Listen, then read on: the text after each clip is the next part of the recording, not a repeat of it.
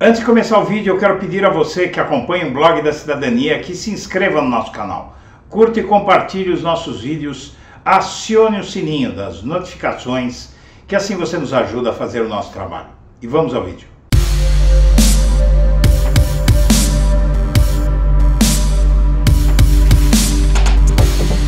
Olá, eu sou Eduardo Guimarães e este é o Blog da Cidadania. E a última de Bolsonaro pode ser a última para o gado, o rebanho bovino de Bolsonaro, que aceita tudo que ele faz e que inclusive, em parte, uma parte bastante modesta, está tentando passar o pano para ele também nesse caso, dizendo que falsificar cartão de vacina é um crime menor, não é? Como se fosse admissível homens públicos cometerem crimes menores, como se fosse aceitável que crimes pseudo-menores fossem admissíveis. Seja como for, dados estatísticos já mostram que o eleitorado de Bolsonaro, os apoiadores dele, estão perdendo a paciência. E nesse caso da falsificação do cartão de vacina, a reação foi ainda pior do que tinha sido no que diz respeito às joias, ao escândalo das joias, que sucedeu o escândalo do cartão corporativo, que sucedeu uma miríade de escândalos que não param de aparecer e que alguns bem informados dizem que são a ponta do iceberg, ou que da missa de Bolsonaro só se conhece 1/3 até agora. Por quê? Porque 4 anos de mandato para construir, para realizar, é pouco tempo, né? Agora, para destruir, para criar toda sorte de malfeitos que vêm se tornando conhecidos, alguns inclusive inexplicáveis, como esse da vacina. Tudo isso tem feito com que o bolsonarismo, de certa forma, comece a despertar em parte e reduzindo o apoio de Bolsonaro ao bolsonarismo raiz, que é aquele que realmente concorda com ele em tudo e apoia até do ponto de vista ideológico, que tem ponto de vista ideológico muito similar. O fato é que essas pesquisas vêm demonstrando que a inelegibilidade de Bolsonaro não só é certa, como deve acontecer a qualquer momento, mas agora a prisão dele, que vinha sendo vista como algo que pudesse ser colocado em dúvida devido ao fato de que criaria um péssimo ambiente político, tudo isso já diminuiu bastante em termos de análise política, porque o volume de escândalos que estão aparecendo é muito grande. Mas nesse caso da vacina, o que espanta mesmo é que ele cometeu esses crimes, porque praticamente não há mais dúvida de que os crimes foram cometidos, porque inclusive esse cartão de vacinação ele foi emitido dentro do Palácio Planalto, segundo informa a Polícia Federal.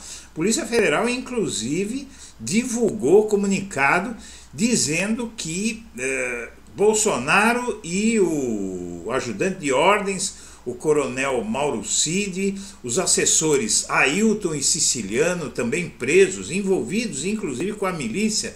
Ó, que surpresa, não é? Auxiliares diretos de Bolsonaro envolvidos com a milícia, a da Muzema, no Rio de Janeiro. Vejam só até onde vai a coisa. Tudo isso ocorreu por questão ideológica. Parece piada, mas os delírios de poder de Bolsonaro eram tão grandes que ele não viu problema nenhum em cometer um crime desses para agradar o seu eleitorado. Porque qual é o lucro do Bolsonaro? Nenhum.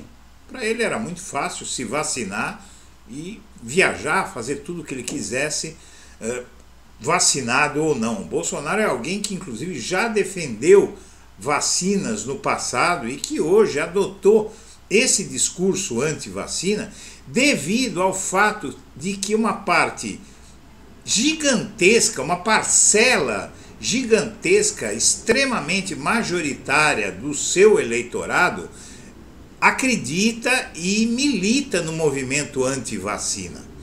Então, o Instituto Quest, que vem se especializando em fazer seguidas pesquisas estilo tracking, não é, via telefone, divulga uma pesquisa que mostra que 80% do recorde de menções a um caso político na internet, que foi esse caso do escândalo da vacinação, que 80% desse contingente de milhões de interações na internet condenou, foi contrário e foi crítico ao Bolsonaro, e entre os apoiadores dele, apenas 20%, note-se o percentual, apenas 20%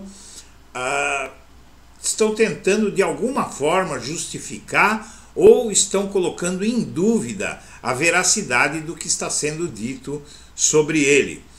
E isso coloca em dúvida, inclusive, a questão da inelegibilidade de Bolsonaro. Há quem diga que Bolsonaro, preso e inelegível fora da política, pode permitir que um candidato mais inteligente tome o lugar dele, um extremista de direita com mais cérebro, porque realmente o que tem ajudado muito a deprimir a imagem de Bolsonaro, a achar provas e achar escândalos contra ele, é o seu método, o seu modus operandi, porque o Bolsonaro, além da falta de inteligência, ele tem um modus operandi de dobrar a aposta, né? Ele tem um modus operandi de levar as coisas ao limite e de tomar atitudes que soam impensadas, não é? Porque são crimes desnecessários,